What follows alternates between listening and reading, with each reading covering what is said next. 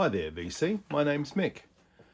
This is my first vinyl tag, and I'd like to thank Brian from Tokyo Record Style for coming up with such a fantastic tag and encouraging me to get a little bit further on with my channel. Okay, let's begin. First one, Obi-Wan. So this is Inuyama Land, my current favorite Japanese record. This is a Japanese version, and as you can see, they have an Obi strip, so it wasn't just for promoting Western purposes. That's the back of it.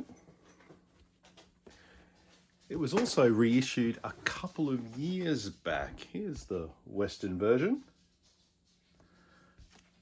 The back has a peacock just to make it a little bit more unique. Some fantastic liner notes as well in the reissue, so well worth seeking it out. Number 2, a Japanese band or artist. Well, here's one that I never see on the VC, so might as well be me who introduces it. Kura Abe. Kura Abe is a Japanese free jazz saxophonist.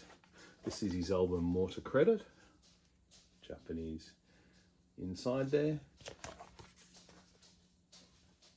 Kura Abe is a spiritual figure very similar to Peter Brötzmann, a spiritual leader of the free jazz underground, particularly in Japan.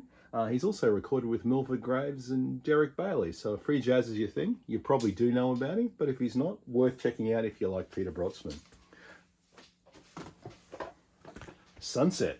Here we have Sunrise from the West Sea, which is a Stomu Yamashita album.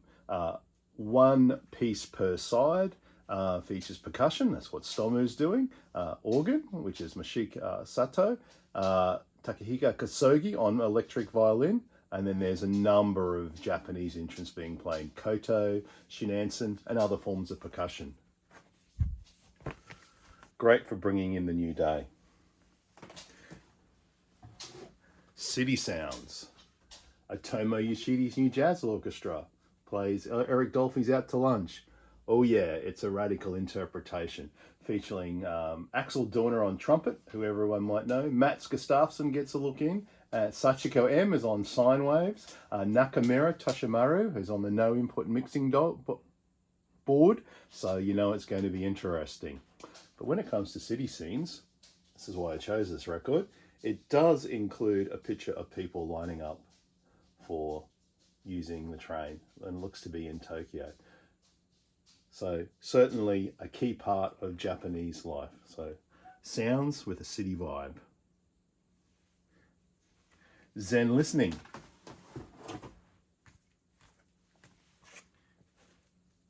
This is Green by Hiroshima Yakamura, and this is an ambient masterpiece. Key tracks are Feel, Sleep, Green, and TV. All good things to help you lose your mind, but also this album helps you really relax and might put you in a Zen state. Go Go Godzilla. Okay, this record here is Pulse Demon by Merzbow. So Merzbow is a Japanese noise artist. He started off in the early 80s and continued on to this day. He continues on. So this is his early 90s stuff, and this is where I really like him. He went laptop for a while, which he wasn't so good, but this one it's all analog ingredients. Metals, audio generators, EMS synths, tapes, shortwaves, voice. It's just a major take on what music can be, and also a major mind clearer. So Merzbow, certainly a key figure in the Japanese noise scene. Ahead of its time. The future's now, right? So this is from Hakushi Hasegawa, and this is on Brainfeeder Records, and it was released this year. This is really maximalist electronics, and certainly has snippets of chant, voice, proto-rave. It really is music of, well, now, but also the future. So if you're looking for something a little bit different, please give that a try on the always great Brainfeeder label. Taking a walk? Well, if you're going to take a walk in Japan, why wouldn't you go with Yellow Magic Orchestra? This is their first album. Certainly not as common as Solid State Survivor, their second, but this one was released in 1978 and was the first to really utilize a lot of Japanese electronics that were being developed at the time. So we're talking places like corporations like Roland and Korg. Interesting enough, that's the Japanese version. For the rest of the world, that there was the cover. And also, honing in on the electronic aspect, if you look on the back there, there's some synthesizer action. Bullet Train, the Shinkansen. I think the Shinkansen gives the Japanese people a sense of freedom as they get to travel very comfortably and quickly throughout their country. Kind of like these bikers in the Flower Traveling Band. I'd recommend this record as it's proto blues, proto punk, but ultimately it has a sense of freedom and it will keep you moving. So certainly make you feel like you're alive, moving, and on a train. Lost in Translation. Keiji Haino. This is his first solo album. Keiji Haino played with Fushitsu and various other bands in the late 80s, early 90s. And this is his first solo album called Watashi Daki. Key thing about this is it is a blend of medieval, folk, howling, and then you have all the drone noise elements to which he's very famous for. Live at the Budokan. Who do we go? Bob Dylan? Cheap Trick? Tah. Don't know if he made it to the Budokan, but Keith Jarrett's 1976 concert tour of Japan was quite monumental, and ECM captured it in this box set. It sort of folds out like an old 78 style holder, but you do get a lot of concerts, and they are good for sunrise and sunset, and I'm sure Sun Bears would like them as well. Next one up is Vinyl Bar DJ. So if I was going to Japan as Australian, I'd like to take some Australian music. I'd probably go to a jazz kisser. So I'd take what I think might be the best Australian jazz orientated record. So this is the Laughing Clowns, Mr. Udich Smudich. This features Ed Cooper from the Saints, who many will know from the I'm Stranded album. As I record this, I live on the train line which Stranded is written about, the song. So there is some sort of kinship with the feeling with Ed Cooper. This album's on Ed's Prince Mellon label and is often considered in the top 50 Australian albums. So it's quite a cult fave, but quite a popular one in Australia. Island Nation. So for this one, I'll show you a picture. That's where I am. I'm in Australia. And that there is where Asia is and where Japan is. And this is an album by Coloured Stone, who are an Australian Indigenous rock band. And this is the world breaking up and the last people are leaving Earth. So if Brian wants to be on there, I'm sure there'd be a spot for him. Key track on this is Dancing in the Moonlight.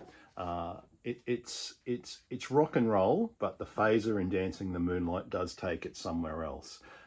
So if you're interested into listening to some Indigenous Australian rock and roll, this is a good album. And Bunna Laurie is the lead singer, and he's a bit of an Indigenous music legend. Monsoon season.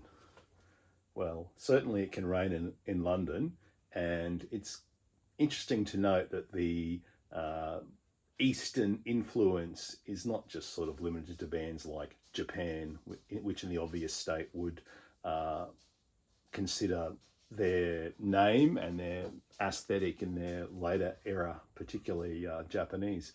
But this is Oyuki Conjugate, and they're an ambient band. This album's called Oh Dark Water, Yuki being a Japanese name. So that's the link there. And the key track, obviously, if you're in a typhoon, monsoon, cyclone, depending where you sit in the world, is Rain Dance. Wabi Sabi. Perfect Imperfect. Anyway, this is the link to Jet Japan with the obi there, and this is a Japanese version, which just means the treble absolutely shrills. This album's very well known, 80s album, which is part noise, part pop, primitive, certainly the sound that you want to make as a racket, and certainly an album that made me believe anyone can make music and probably inspired me to do so on occasion. Fusion Frenzy.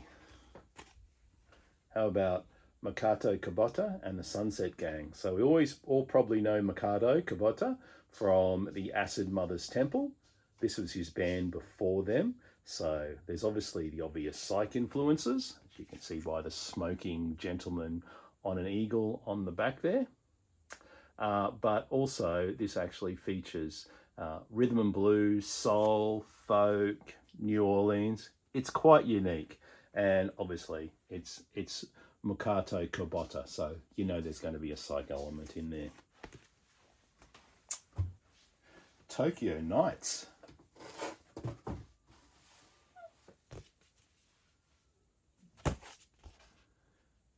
Shibuya Crossing. I know everybody's planning going a disco, but I reckon going to a bar in Shibuya wouldn't be bad for a Tokyo night. Be nice to run into John Lydon there as well. So this is an early 80s picture, about 83 I should imagine. There's John Lydon amongst some crowd there. Fantastic recording, probably their ultimate live set. Includes all the hits, including This Is Not a Love Song, Death Disco. Certainly a key recording for Pill. Now, Origami Me.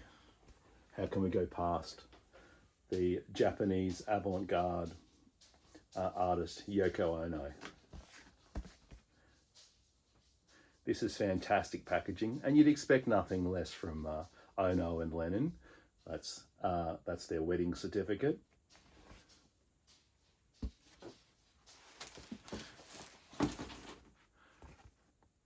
That's the bag you get for bagism. That's the wedding cake.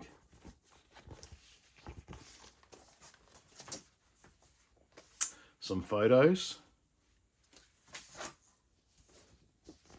A poster of the wedding.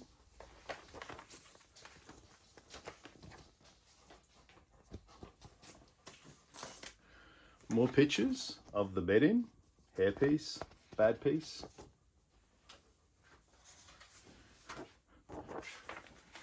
Drawings of the event.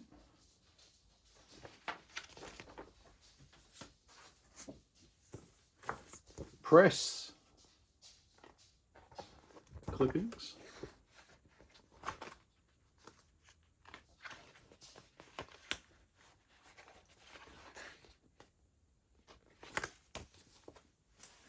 And last, dare I say, but not least, the album.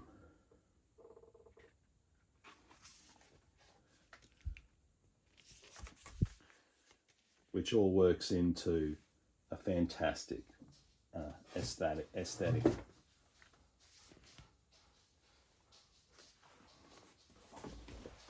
End of the day. Sometimes after you had a busy day, you don't want to go quiet. You want to get the drumming going. And this is Melt Banana. Melt Banana are a Japanese hardcore band that are mighty fast. So if you just need to get some energy out after a tough day, put this on. It's over and done with in no time, and you can drum your heart out. And it is fast, hardcore drumming. Absolutely cracking sound. And finally, The Last Samurai. So my mother's favourite song is My Favourite Things, and I think if I was having a